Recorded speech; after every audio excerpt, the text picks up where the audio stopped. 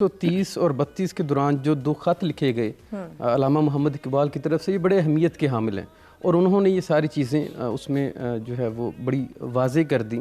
जो कायद-ए-आज़म को ख़त लिखे गए अल्लामा इकबाल की तरफ से, उन्होंने कहा कि 3 असूल बुनियादी तौर पर उन्होंने दिए, इक्वालिटी, फेयर प्ले और जस्टिस। ये 3 चीज़ें होंगी उसके अंदर। कायद-ए-आज़म ये अल्फाज, ये तीनों बहुत इस्तेमाल करते हैं। हाँ जी, और ये अल्फाज वहीं से, उन्हीं खतूत से ड्राइव किए जाते हैं नॉर्मली।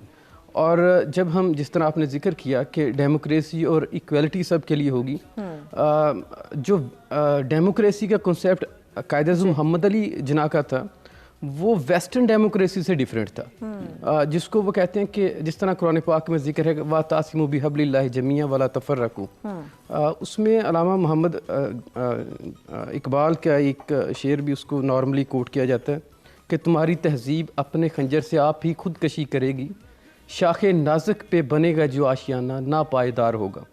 और इसलिए कायद-ए-आज़म मोहम्मद अली जिन्ना भी कहने लगे कि जो इस्लाम का जो डेमोक्रेसी का कॉन्सेप्ट है वो थियोक्रेसी नहीं होगा, वो बुनियादी तौर पर मुलायत नहीं होगा, वो इस्लाम का वो कंसेप्ट होगा जो 1300 साल पहले आप सल्लल्लाहु अलैहि वसल्लम ने दिया और वहाँ पे उसे इम्प्लीमेंट करके दिखाया। तो जो वेस्टर्न डेमोक्रेसी ये बेसिकली कमर्शलाइज्ड है जी जी, और उसमें बेसिकली कायद-ए-आज़म ने अपनी तकारीर में कहा कि जो वेस्ट में एक्सप्लॉयटेशन हो रही है और वहाँ पर जो सिस्टम है वो एक्सप्लॉयटेशन का सिस्टम है और हमें उससे बचना है। ये तो बड़ी मशहूर उनकी जो 1 जुलाई को तकरीर उन्होंने स्टेट बैंक के हवाले से की थी, उसमें कहा कि हर तरफ एक्सप्लॉयटेशन है, लोगों को रोटी में असर नहीं और वेस्टर्न जो सिस्टम है वो एक्सप्लॉयट कर रहे हैं। तो हम एक ऐसा सिस्टम बनाएं जो मॉडल के तौर पे दुनिया को दिखाएं कि देखो ये वो सिस्टम है जिसमें एक्सप्लॉयटेशन नहीं है। एग्जैक्टली जी। और उसी तकरीर जिसका आपने रेफ़र किया, उन्होंने इवन के जो इकोनॉमिक सिस्टम था, बेसिकली सर जो डेमोक्रेसी की एक्सप्लॉयटेशन है वो इकोनॉमिक सिस्टम से प्रोफेसर डाल, अमेरिकन येल यूनिवर्सिटी के प्रोफेसर हैं, वो कहने लगे कि American economy and American democracy will prosperous as long as there are Wars around the globe and we will sell our ideas our sort of democracy. और उसी democracy को फिर इम्प्लीमेंटेशन इंटरनेशनल। बहुत प्रोफेसर काशिफ कंबो साहब, मुझे कायद-ए-आज़म की एक तकरीर मेरे सामने है जो 18 अगस्त 1947 ईद के मौके पर उन्होंने की। यानी ये भी हमारी जिसको कहते हैं इत्तफाक नहीं बल्कि ये अल्लाह ताला की जानिब से एक इनाम था कि शब कद्र में 27 की शब को पाकिस्तान मिला और फिर 3 दिन बाद ईद आ गई। तो 18 अगस्त वो पहली ईद पे जो आपने मैसेज दिया, कौम को मुबारकबाद दी और फिर एक लफ्ज़ है कायद-ए-आज़म का, एक जुमला है कि मुझे उम्मीद है कि ये ईद खुशहाली का नया बाब वाह करेगी, बाब खोलेगी। और आगे का लफ्ज़ बहुत अहम है, और इस्लामी सकाफ़त और तसव्वुरात के अहया की जानिब पेश कदमी का आगाज़ करेगी। अब ये वही हैं जो आपने कहा था ना कि इकबाल ने जो 1930 का खुतबा दिया तो उसमें कहा कि हमें एक ऐसा ख़ित्ता चाहिए कि जिसमें हम इस्लामी असूलों की, इस्लामी सकाफ़त का तजर्बा कर सकें।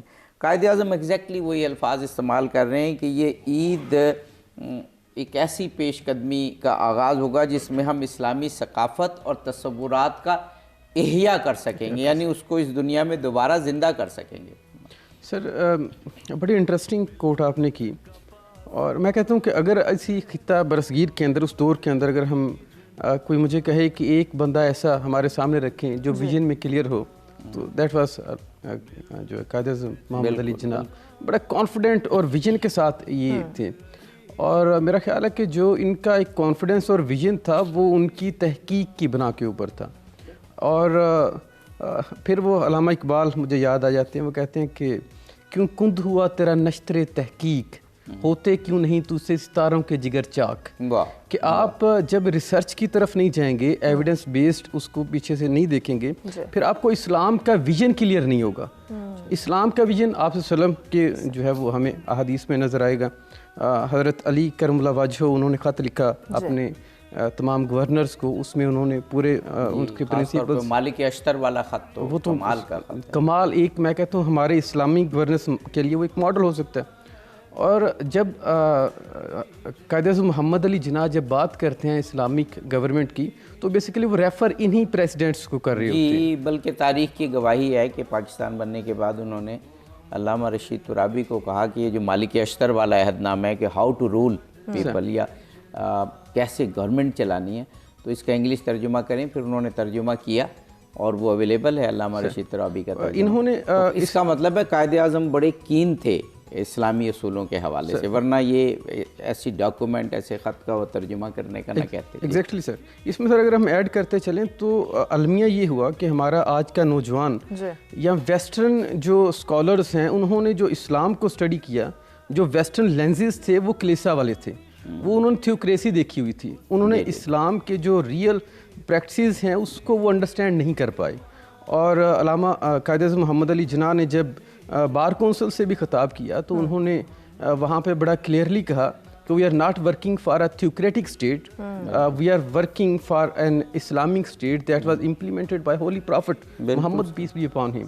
اور اسی میں اگر میں تھوڑا سا اضافہ کرتا چلوں تو علامہ محمد اقبال اور ان کے بعد علامہ اسد، جنہیں شاید ہسٹوریکلی اتنا زیادہ کوٹ نہیں کیا جاتا، یہ ان کی کمپینین شپ جو ہے وہ علامہ قائد اعظم محمد علی جناح کے ساتھ رہی، اور جو اسلامک گورننس ماڈل تھا اس کے اوپر ان کو کام کرنے کے لیے ایک قائد اعظم نے ادارہ بھی بنایا اور وہ علامہ اسد کو کہا اور انہوں نے اسے پھر ہیڈ کیا. جی. اور یہ قائد اعظم کی اسلامک گورنمنٹ اور اسلامک سسٹم سے متعلق جو وہ ریسرچ چاہتے تھے اس کا اس بات سے بھی بالکل معلوم ہوتا ہے کہ ایک ادارہ بنایا اور پھر بر صغیر پاک و ہند نہیں بلکہ پوری دنیا کے حوالے سے ایک عالمی شہرت یافتہ محقق کو اس کو ہیڈ کرنے کے لیے کہا. اور سر اگر آپ وہ جو لیٹر اس کو میں ریفر کیا پچھلی بات کے اندر کہ 1930 میں جو خط لکھا گیا علامہ محمد اقبال کی طرف سے قائد اعظم کو، انہوں نے کہا مسلمانوں کا سب سے جو بڑا مسئلہ ہے وہ منیمم سبسسٹنس ہے، معیشت کا ان کا مسئلہ ہے، اور معیشت کا مسئلہ حل کیا جاتا ہے اسلامک پرنسپلز کے ذریعے. آپ اسلامک جو آپ کا اکنامکس ہے اسے امپلیمنٹ کریں. جی 1936 اور 37 میں 13 خط ایکسچینج ہوئے سر، وہ چھپ بھی چکے ہیں جس میں اقبال اور اور اسی کی معذرت آپ کی بات کٹ کی، اسی کی بیس کے اوپر جو آپ نے تقریر ریفر کی 1948 والی اسٹیٹ بینک آف پاکستان کی جو انیگوریشن ہوئی، اس میں انہوں نے کہا کہ جو اسلامک ملک ہم بنا چکے ہیں اور یہاں کے جو تمام ادارے ہیں، یہاں کا جو اکنامک سسٹم ہے وہ بھی اسلامک پرنسپلز کے اوپر بیس کرے گا. بالکل. اور یہ شاید انہی لیٹر سے ہی ان کی ایک وہ جو سوچ بنی. اور یہ آپ نے بڑا صحیح کہا کہ قائد اعظم کے تھاٹس کو سمجھنا ہو اور اقبال کے تھاٹس کو، تو جو 1936 اور 37 کے درمیان، یعنی آخری لیٹر اقبال کا جو مجھے یاد پڑ رہا ہے کہ نومبر 37 میں گیا، یعنی ان کی وفات سے 3-4 ماہ پہلے. تو وہ ہمیں بتاتے ہیں کہ کس طرح سے اقبال کی تھاٹس اور جناح کی تھاٹس، قائد اعظم کی تھاٹس آپس میں ایکسچینج ہوا اور پھر ایک کنسنسس پہ پہنچے. اور جب یہ لیٹر چھپے 1943 میں تو قائد اعظم نے اس کا پریفیس لکھا اور اس میں انہوں نے لکھا کہ ہم دونوں ایک ہی نتیجے پر پہنچے کافی جد و جہد اور آبزرویشن کے بعد. ایک چیز تو جس طرح ہم نے بات کی کہ جو ہمارے قائد اعظم محمد علی جناح تھے یہ ویژن میں بہت کلیئر تھے.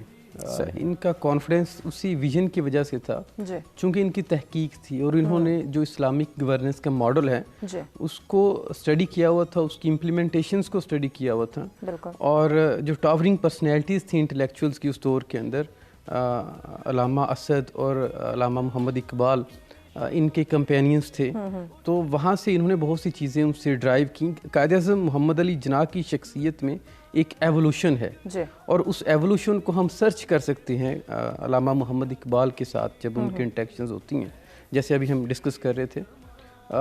قائد اعظم کا ایک کوٹ بڑا جو ہے وہ کوٹ کیا جاتا ہے اسلام آباد کے اندر بھی بہت سی جگہوں پہ آپ کو، فیتھ یونٹی اینڈ ڈسپلن. کئی جگہ پہ اس کو یونٹی فیتھ اینڈ ڈسپلن لکھا جاتا ہے، وہ غلط ہے. مشرف صاحب کے دور میں اسے بہت سی جگہوں پہ ٹھیک بھی کیا گیا. یہ فیتھ یونٹی اور ڈسپلن ہے. اس کی ایک لیکسی ہے، علامہ محمد اقبال کا ایک شعر ہے، یقین محکم عمل پہم محبت فاتح عالم، جہاد زندگانی میں یہی ہیں مردوں کی شمشیریں. کہ وہ جب اس کو شروع کرتے ہیں وہ یقین محکم فیتھ سے شروع کرتے ہیں، اور اسی جو فیتھ ہے وہ چونکہ انہوں نے بارہا جیسے پروفیسر صاحبہ نے بھی اپنی بات میں ذکر کیا کہ وہ فیتھ جو ہے وہ قرآن کا فیتھ ہے. وہ فیتھ جو آپ صلی اللہ علیہ وسلم نے جو احادیث کی صورت میں ایک ڈیوائن ریولوشن کی صورت میں جو آیا، وہ اسی فیتھ کو بارہا وہ کہتے ہیں کہ جب فیتھ آئے گا تو آپ کی سوسائٹی کے اندر یونٹی آئے گی. اور اس یونٹی کے ساتھ فردر آپ معاشرے کے اندر ایک ڈسپلن بیسیکلی تو یہ نے جب یہ کہا کہ یہ لوگ، بلکہ ایک اور لفظ قائد اعظم نے یوز کیا، ایک تو پروپیگنڈے کا، ایک کہا کہ وہ لوگ گمراہ ہیں جو یہ ان کی تقریر میں یہ الفاظ ہیں کہ وہ لوگ گمراہ ہیں جو یہ کہتے ہیں کہ پاکستان کا جو نظام ہے وہ شریعت پر استوار نہیں ہوگا. لیکن پھر آگے کہتے ہیں کہ جو مساوات ہے، آزادی ہے اور یگانگت ہے، یہ اسلام کے بنیادی اصولوں میں سے. سر آپ اگر اسلام کے ماڈل کو اسٹڈی کریں تو اسلام نے جو انیشلی سب سے شروع کے اندر جو ہمیں نظر آتی ہیں چیزیں، اس میں مساوات کو قائم کیا گیا معاشرے کے اندر، اور انسان کو اور انسانیت کو قدر دی گئی، رسپیکٹ دی گئی. اور اسی فلسفہ کو لے کے ایون کہ جب ہم غیر مسلمز کی بات کرتے ہیں تو جو اسلامک اسٹیٹ آف مدینہ تھی اس میں سب سے زیادہ جو پروٹیکشن دی گئی وہ نان مسلمز کو دی گئی، تاکہ ان کو ایک رول ماڈل دینا تھا رہتی دنیا کے لیے. اور انہی چیزوں کو علامہ محمد اقبال اور قائد اعظم محمد علی جناح جب انہوں نے ویژولائز کیا اور اسٹڈی کیا، اور اسی کی ریپلیکیشن انہوں نے کرنی چاہیے 1947 میں after the inception of Pakistan کہ، اور they are very clear in their vision کہ جب پاکستان کو ہم اس کا جو آئین بنے گا، بلکہ 40s کے بعد جو نعرہ لگنا شروع ہوا پاکستان کا مطلب کیا جو ہے وہ لا الہ الا اللہ، دستور ریاست کیا ہوگا. ٹھیک ہے پروفیسر صاحب، آپ کی بات کو آگے بڑھائیں گے، ایک بریک کی جانب ہمیں بڑھنا ہے. بریک کے بعد انشاءاللہ اپنے مہمانوں سے ان ڈیٹیل گفتگو کا آغاز کرتے ہیں. ہمارے ساتھ رہے گا، ملتے ہیں ایک شارٹ بریک کے بعد. اپنی آزادی پر مبنی، یگانگت پر مبنی، بہترین اکنامک سسٹم پر مبنی ایک ایسا معاشرہ جس میں سوشل جسٹس ہو، ایکویلٹی ہو، قائم کریں کہ دنیا اسے دیکھے. سر بالکل قائد اعظم محمد علی جناح کا جو ایک ویژن تھا وہ ایک ایسے پاکستان کا ویژن تھا جو دنیا کو لیڈ کرتا ہوا نظر آئے، اور اس کا ہمیں بارہا ان کی اسٹیٹمنٹس کے اندر نظر بھی آتا ہے. اور خاص طور پر نوجوانوں کے حوالے سے قائد اعظم محمد علی جناح بہت کانشیس تھے. 1947 کے بعد مسلم اسٹوڈنٹ فیڈریشن کا ایک وفد ان کے پاس گیا کہ اب ہم کیا کریں، تو قائد اعظم محمد علی جناح نے انہیں فرمایا کہ آپ اپنی کیپیسٹی بلڈنگ کریں، اپنی تعلیم کے اوپر دھیان دیں. اور جب آپ کی اب دیکھیں وہ پوری ایک قوم کو لیڈ کرنے کے لیے ان کو پیغام دے رہے ہیں کہ نوجوانوں کی پرائم ریسپانسبلٹی ان کی کیپیسٹی بلڈنگ ہونی چاہیے. اچھا، اس کے بعد جب قائد اعظم محمد علی جناح کی لائف کا ہم مطالعہ کرتے ہیں تو ہمیں نظر آتا ہے بڑی ڈسپلنڈ لائف گزاری انہوں نے، اور جتنی بھی ان کی لائف سٹرگل ہے وہ کانسٹیٹیوشنل ہے. چاہے جائے کہ وہ کوئی بھی 1935 کا کانسٹیٹیوشن تھا، کبھی زندگی میں وائلیشن نہیں کی، اور اسی کانسٹیٹیوشن کے اندر رہتے ہوئے جو پولیٹیکل رائٹس تھے، سوشل رائٹس تھے، ان کو انہوں نے اچیو کیا. اور پاکستان کا 73 کا کانسٹیٹیوشن یہ تو بڑا ایک ماڈل کانسٹیٹیوشن ہے ہماری اس بہت صحیح آپ نے بات کی کہ قائد اعظم نے جو کہا تھا کہ ہمارا دستور ایکویلٹی پر مبنی ہوگا لیکن شریعت پر استوار ہوگا، تو کوئی شک نہیں کہ 1973 کا آئین جو ہے وہ قائد اعظم کی جو سوچ ہے اس کا آئینہ دار ہے. ہمیں نہ صرف اس آئین کو قائم رکھنا چاہیے بلکہ بڑی راسخ طریقے سے اس کی اسپرٹ پر عمل کرنا چاہیے. مہمانان گرامی کا شکریہ ادا کرتے ہیں. بڑی خوبصورت گفتگو، بڑے موضوع پر رہ کے گفتگو. بالکل جی، مہمانوں کا بہت شکریہ، آپ نے ہمیں جوائن کیا. کل ناظرین دوبارہ آپ سے ملاقات ہوگی قائد اعظم سے متعلق ایک اور اہم موضوع کے ساتھ، جس کے ذریعے ہم اپنی اور اپنی نوجوان نسل کی اور اپنے قوم کے ہر فرد کی بہتر رہنمائی کر سکتے ہیں. اسی کے ساتھ ہمیں دیجیے اجازت. اللہ نگہبان.